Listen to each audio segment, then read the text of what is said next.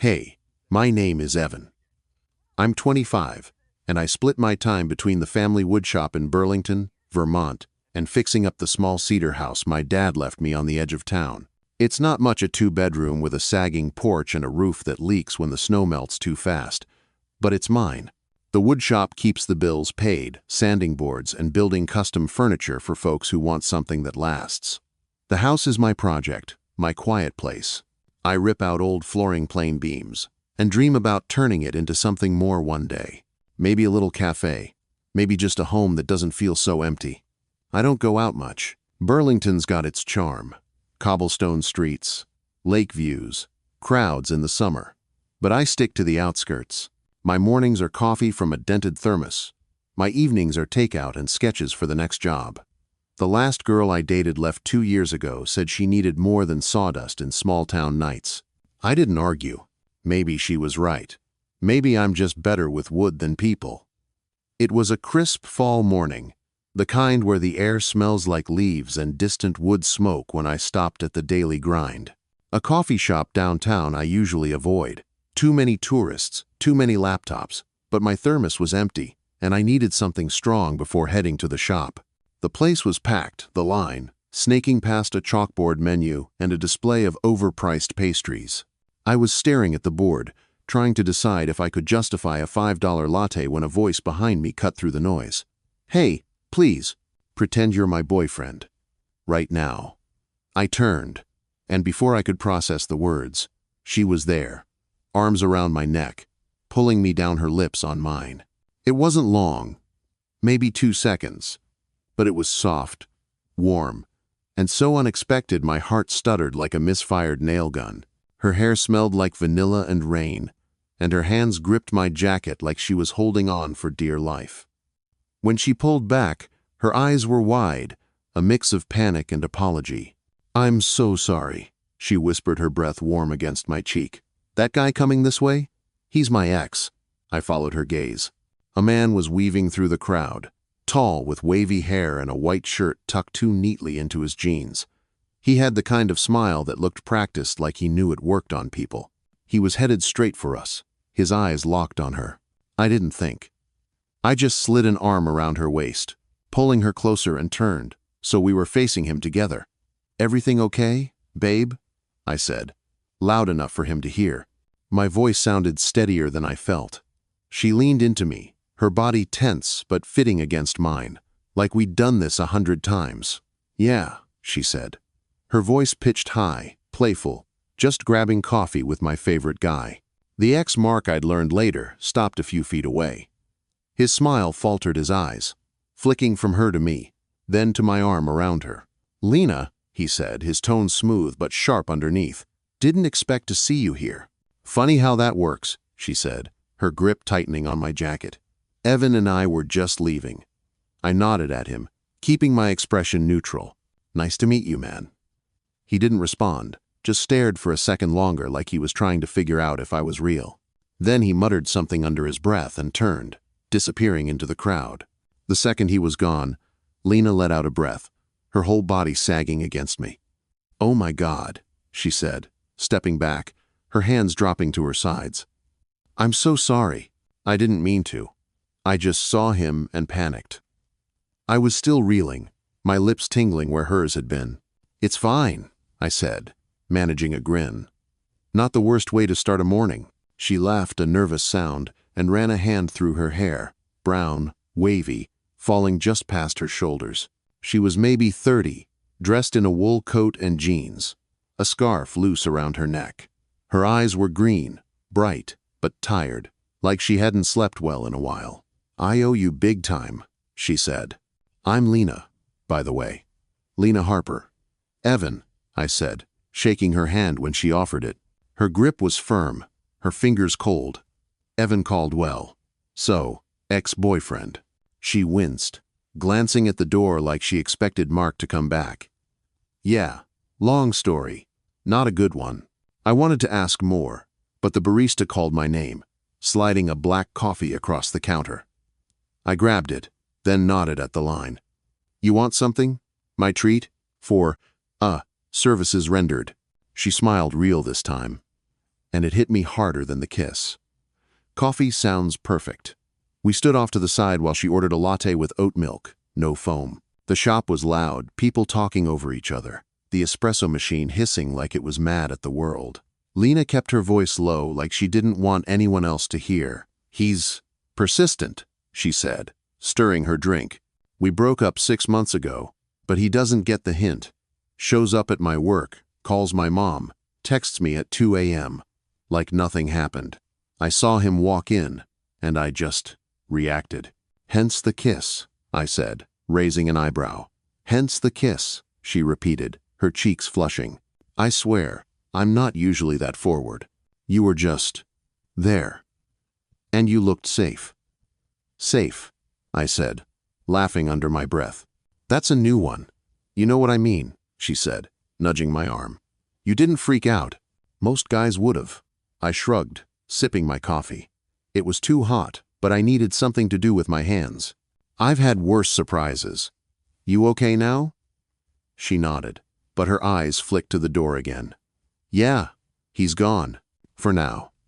She took a sip, then looked at me, curious. "What about you? What's a guy like you doing in a place like this?" "Needed caffeine," I said. "I work at my family's wood shop, fix up my dad's old house on the side. Not exactly a downtown regular. Wood shop," she said, like she was picturing it. "That's cool. You build things, tables, shelves, whatever people pay for. The house is my real project. Needs a lot of work, but it's got potential."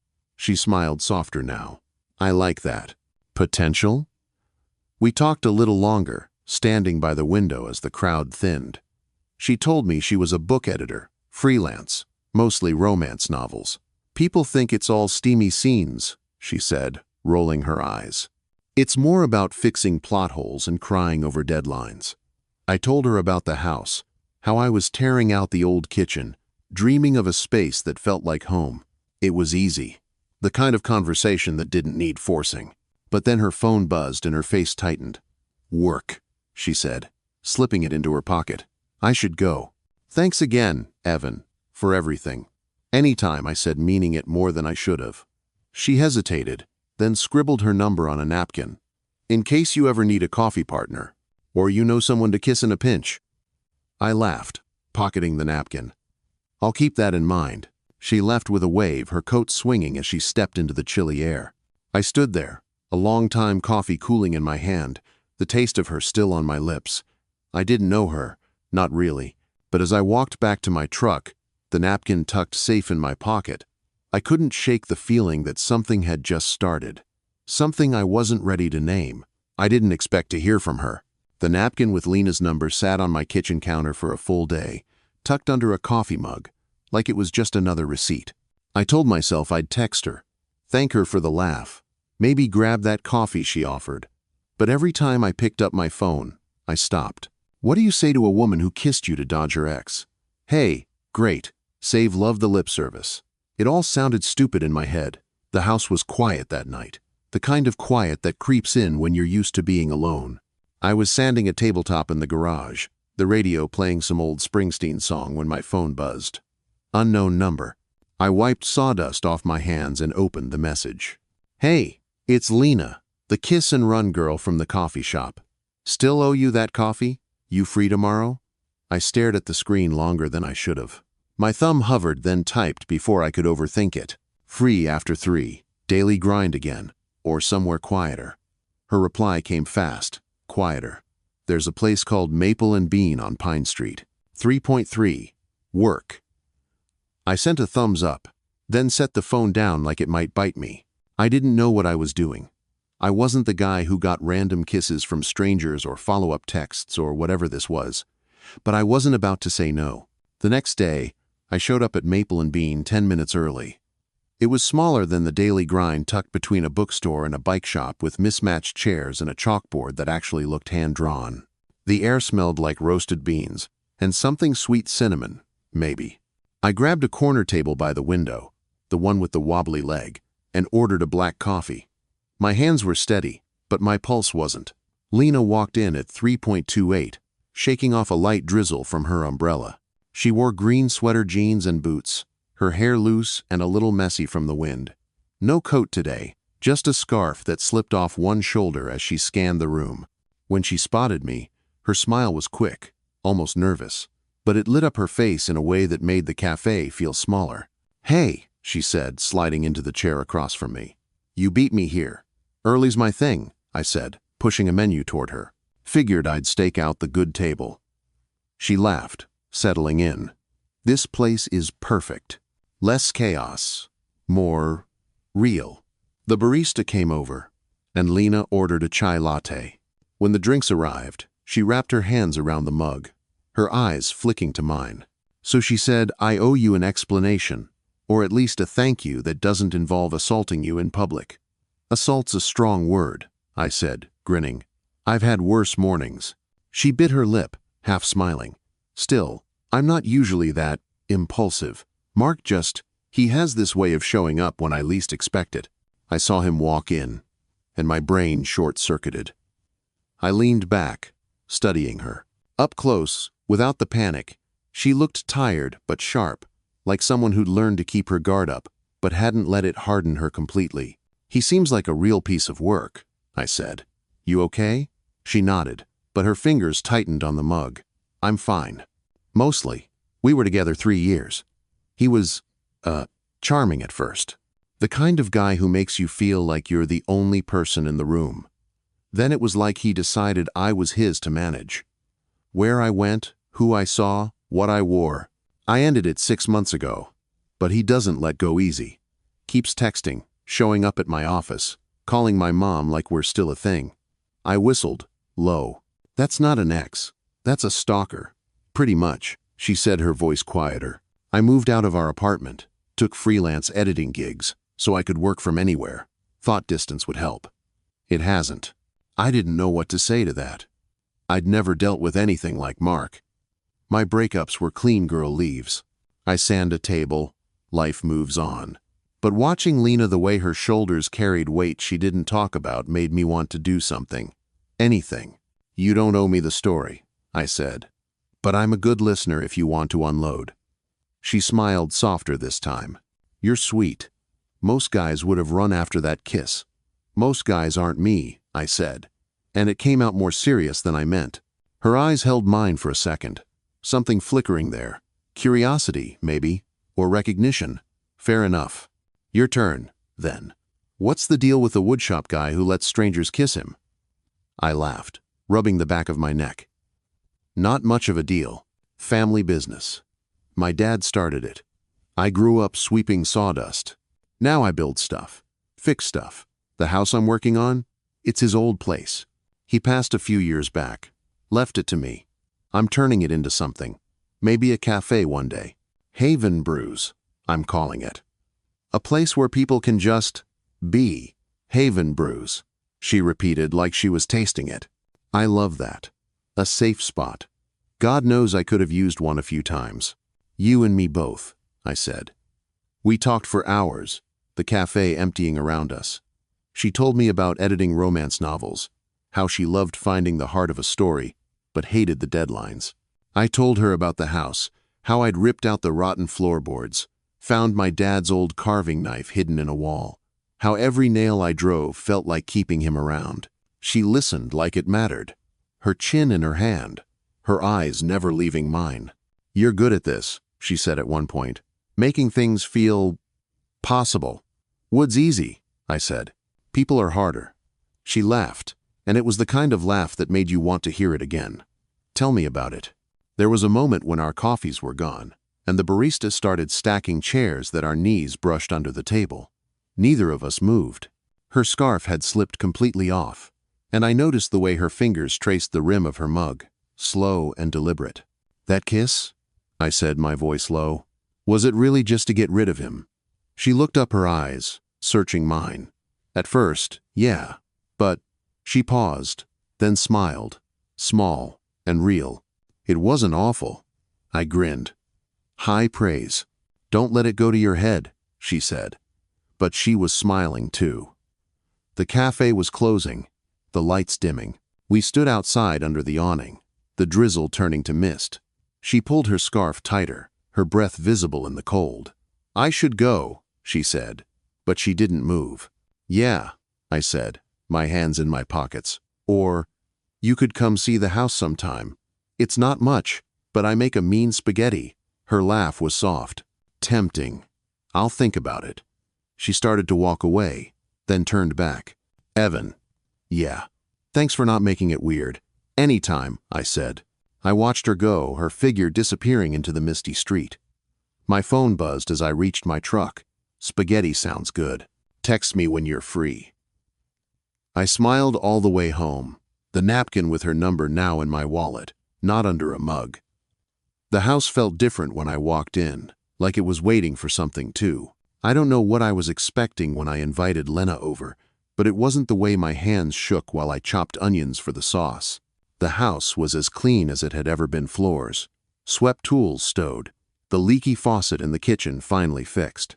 I'd even dug out a tablecloth from a box in the attic, one my mom used for holidays before she and Dad split. It was faded blue, a little frayed, but it made the place feel less like a workshop and more like a home. Lena showed up at 6 sharp, a pie tin balanced in her hands, her hair tied low and loose, a few strands curling against her neck. She wore a white button-up sleeves rolled to her elbows in jeans that had seen better days. No scarf tonight, just a canvas jacket, she shrugged off at the door. Apple pie, she said, holding it up like a peace offering. Store-bought crust, but I made the filling. Don't judge me. Never, I said, taking the tin. Smells better than anything I've cooked in years. She stepped inside, her eyes moving over the space-exposed beams, the wood stove crackling in the corner, the stack of blueprints on the counter. This place is incredible, she said, running a hand along the kitchen island I'd built last month. You weren't kidding about the potential. It's a work in progress, I said, stirring the sauce. Like me. She laughed soft and real, and it settled something in my chest. I gave her a quick tour living room with the sagging couch, the upstairs bedroom I hadn't touched yet, the back porch where the board still needed replacing. She listened, asked questions, her fingers brushing the wood like she could feel the story in it. Back in the kitchen, we worked side by side. I boiled pasta. She sliced bread, humming under her breath. The radio played low, some old Fleetwood Mac song, and the windows fogged from the heat. It was easy, the kind of easy I hadn't felt in years. When the sauce splattered on the stove, she grabbed a towel without thinking, wiping it up like she'd done it 100 times. Dinner was simple spaghetti, with marinara garlic bread, the pie for dessert. We ate at the table, the blue cloth catching crumbs, the light from a single bulb overhead casting soft shadows. Lena twirled pasta around her fork, her eyes bright. This is good, she said. Like really good. You've been holding out on me. Family recipe, I said, grinning. Dad sighed. He wasn't much for cooking, but he could make a mean sauce. She nodded, her smile, fading just a touch. You miss him? Yeah, I said. Every day. This house? It's his. I'm just trying to keep it alive. She reached across the table, her hand covering mine for a second. You're doing more than that. After we ate, I noticed the kitchen chair wobble when she sat back down. One of the legs had been loose for weeks, a project I kept putting off. Hold up, I said, grabbing my toolbox from the corner. Let me fix this before you end up on the floor. Lena watched, leaning against the counter as I flipped the chair over, sanding the leg, tightening the screws. You just do this, she said, half laughing. Fix things. Like it's nothing. It's what I know, I said, testing the chair. Wood's honest. You see the problem? You fix it. She crouched beside me, her shoulder brushing mine. Let me help. She handed me a screw, her fingers steady, and we worked together, tightening, adjusting, until the chair sat solid. When we stood, she didn't move back right away. The kitchen felt smaller, the air warmer. Thanks, she said, her voice low. For dinner. For this. Anytime, I said, and meant it. We moved to the porch, the night cold but clear, stars sharp above the trees.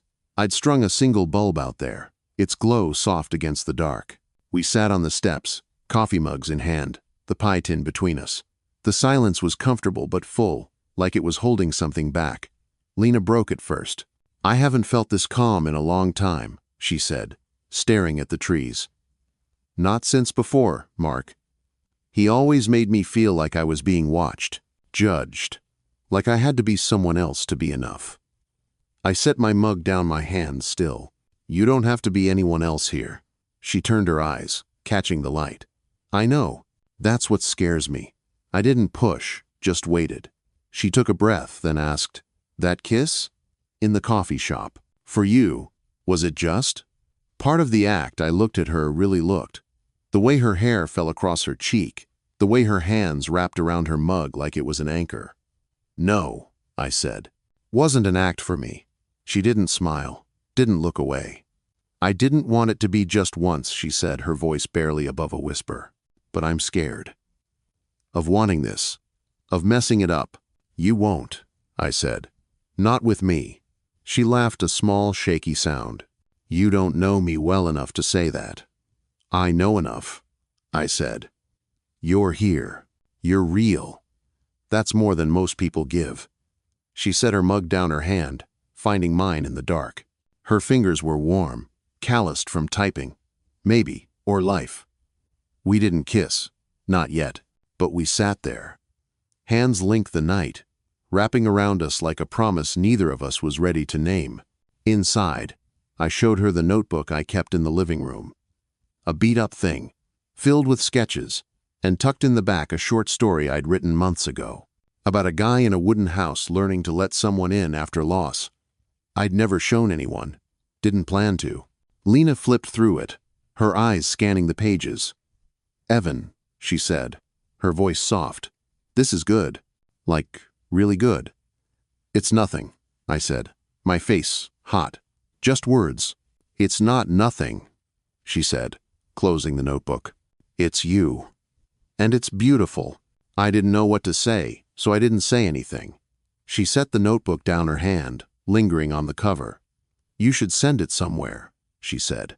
"Let someone else see it." "Maybe," I said, but I was thinking about her hand, still close to mine.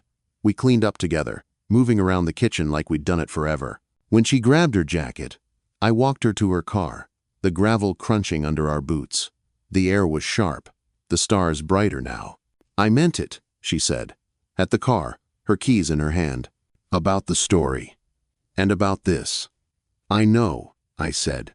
She hesitated, then stepped closer, her hand brushing my arm. "I'm not ready to promise anything," she said, "but I want to keep coming back." "That's enough," I said. She smiled, got in her car, and drove off her taillights, fading into the dark. I stood there a long time, the cold biting my skin. The house behind me, warmer than it had ever been. I didn't know what we were. Didn't need to. But as I walked back inside the notebook, still on the table, I felt something I hadn't in years. A spark, like the first cut of a saw, into fresh wood. The week after Lena's dinner at my place felt like a dream that I didn't want to wake from. We texted every day, stupid stuff. Like her complaining about a manuscript, with too many metaphors, or me sending a photo of a crooked shelf I'd just fixed. She'd reply with a voice note, her laugh, cutting through the static of my phone, and I'd play it twice just to hear it again. We met for coffee once at Maple and Bean, but kept it short. She had deadlines. I had a rush order for a dining table. It wasn't much, but it was ours. Then, one afternoon, I was up on the porch roof, hammering new shingles into place, the air cold enough to numb my fingers. My phone buzzed in my pocket, and I almost ignored it until I saw Lena's name. I climbed down, wiping sweat and sawdust from my face, and answered, "Evan." Her voice was tight, not the easy warmth I was used to. "Can you come over?" Or, "Can I come to you?" "I'm at the house," I said, my stomach twisting. "What's wrong?" "I'll explain when I get there." She showed up 20 minutes later, her car crunching over the gravel, her face pale under the porch light. She wore a coat buttoned to her chin, her hands stuffed in her pockets. I met her at the door, toolbox still in hand. "Mark?" I asked, already knowing. She nodded, stepping inside. "He showed up at my office today, asked my boss for my new email, said he needed to talk. Then he called my mom, told her I was going through something, and he was worried. I'm so tired of this, Evan." I set the toolbox down, my hands clenching. He's not going to stop, is he? Not on his own, she said, her voice shaking. I blocked his number again, but he'll find another way. He always does. I took a breath, trying to keep my anger in check. You want me to talk to him? No, she said quickly, then softer. Maybe. I don't know. I don't want to do this alone anymore. I pulled her into a hug, her coat cold against my flannel. She buried her face in my shoulder, her breath warm through the fabric. You're not alone, I said. Not anymore. She pulled back her eyes, searching mine. Will you come with me to talk to him? Not to fight, just to be there? I need him to see I'm not his to chase. I nodded. Whatever you need. We met Mark the next evening at a bar downtown, one of those places with sticky tables and a jukebox that only played songs from the 90 seconds. Lena picked it public neutral, no chance for a scene. I wore my cleanest jeans and a shirt that didn't smell like sawdust. Lena was in a black sweater, her hair down, her chin high. She looked strong, but her hand trembled in mine as we walked in. Mark was already there, sitting at a corner table, a beer in front of him. He stood when he saw us, his smile tight, like he'd practiced it in a mirror. Lena, he said, ignoring me. You didn't have to bring a bodyguard. Evan's not a bodyguard, she said, her voice steady. He's with me. I squeezed her hand, stepping forward just enough to make my presence clear. She asked me to come, I said, keeping my tone even. We're here to talk, that's it. Mark's eyes flicked to me, sizing me up. So, you're the new guy, he said, his voice dripping with something I didn't like. She moves fast. Watch it, I said, low but firm. Lena stepped in before he could respond. This isn't about Evan, it's about you. You need to stop. The calls, the emails showing up at my work. It's over, Mark. It's been over. He leaned back, his smile fading. You're making a mistake. We were good together. You know we were. No, she said, her voice cutting through the bar's noise. We weren't. You made me feel small. I'm done with that. I stayed quiet, letting her lead, but my hand stayed in hers, grounding her. Mark tried again, his voice softer, wheedling. Lena, come on. We can talk this out. Just us. There's no us, she said. There hasn't been for a long time. Let it go. He looked at me, then his eyes narrowing. You think you're better than me? Some carpenter playing hero? I didn't take the bait. I'm not playing anything, I said. I'm just here for her.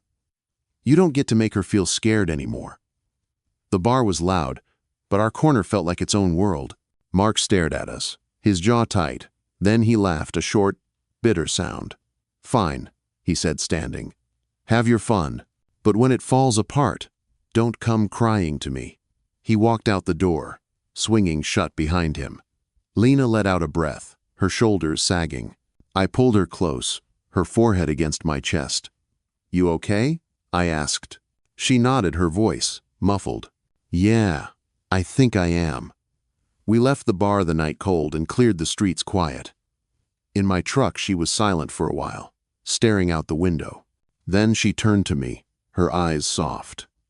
Thank you, she said, for being there, for not taking over. I meant what I said. I told her, starting the engine. I'm here for you, however you need.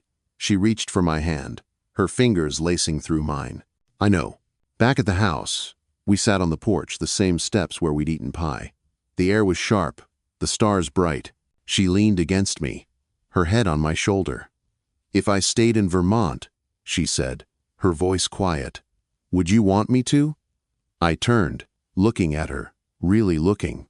The way her eyes caught the porch light, the way her breath clouded in the cold. I'd want you here every morning, I said. Making coffee, burning toast, whatever. Long as it's with you. She smiled, small but real, and leaned in. This time I kissed her. No ex to dodge, no act to play.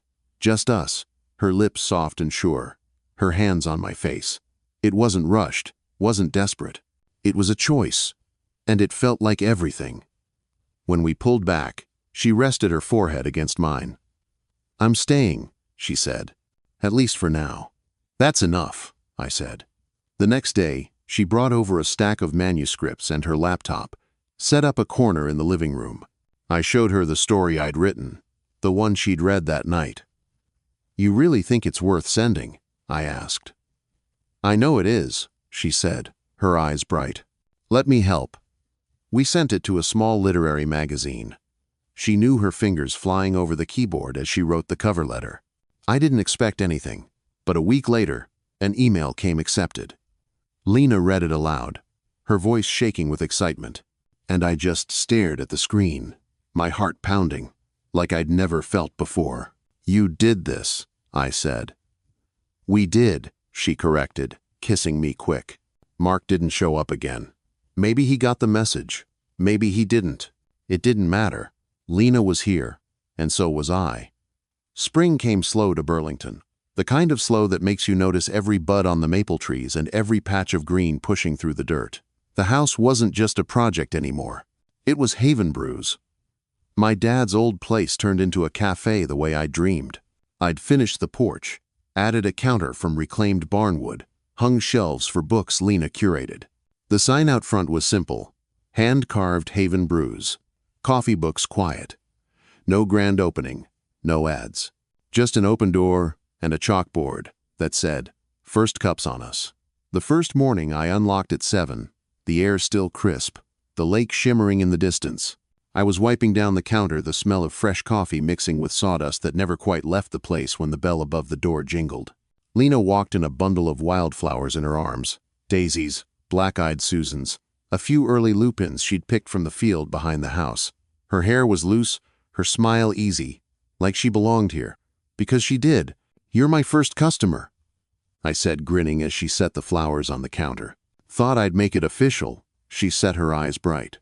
"Plus, I wanted to see you in your element." I poured her a coffee, black, no sugar, the way she liked it now, and slid it across the wood. She took a sip, then set it down, stepping closer. "Remember the first time I kissed you?" she asked, her voice low, teasing. "Like I could forget," I said. My hands found her waist, pulling her in. "You were dodging an X." "I was just trying to order coffee." She laughed, her forehead resting against mine. "Best bad decision I ever made." "No X to dodge this time," I said. "Good," she said and kissed me. Not quick, not desperate, just sure. Her lips were warm, tasting of coffee and spring, and the cafe around us faded, the hum of the espresso machine, the creak of the floorboards, the soft clatter of mugs. It was just us choosing this, choosing each other. When we pulled back, her eyes were soft, her hands still on my face. "Kiss me again," she said. No excuses. I did, and it felt like the first time, but better because it was real. The magazine had published my story a month after Lena sent it in. A small journal, nothing fancy, but they'd put it on the cover. "The House That Stayed." Lena framed the page and hung it behind the counter next to a shelf of her favorite books. People came for the coffee, stayed for the quiet, left with a story or two.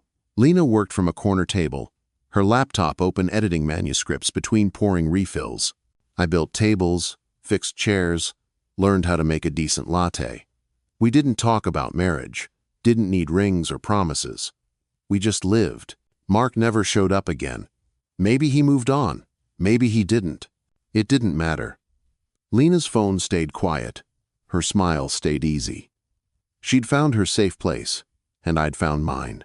One evening after closing, we sat on the porch, the cafe, dark behind us, the wildflowers in a mason jar on the rail. The sky was pink, the air warm, the kind of night that made you believe in second chances. Lena leaned against me, her head on my shoulder. "You know," she said, "I used to think love was something you had to chase, something that slipped away if you didn't hold tight." I wrapped an arm around her, my fingers tracing the curve of her arm. "And now, I think it's just this," she said, gesturing at the porch, the cafe, the quiet. "Showing up, staying." I nodded, my throat tight. "A kiss started it," I said. "But this is what keeps it." She turned her eyes, catching mine in the fading light. "No more pretending." "No more pretending," I said. She kissed me again, slow and certain, the wildflowers swaying in the breeze. The house, our cafe, Our haven stood solid behind us, its walls holding every moment we'd built. I'd opened a door for a stranger once, not knowing it would open my life. Lena had kissed me to run from her past, not knowing she'd run into her future. Love isn't always loud. It's not always fireworks or grand gestures. Sometimes it's a coffee shop kiss, a leaky roof, a wobbly chair you fix together. Sometimes it's just two people who decide to stay. And for us, that was everything.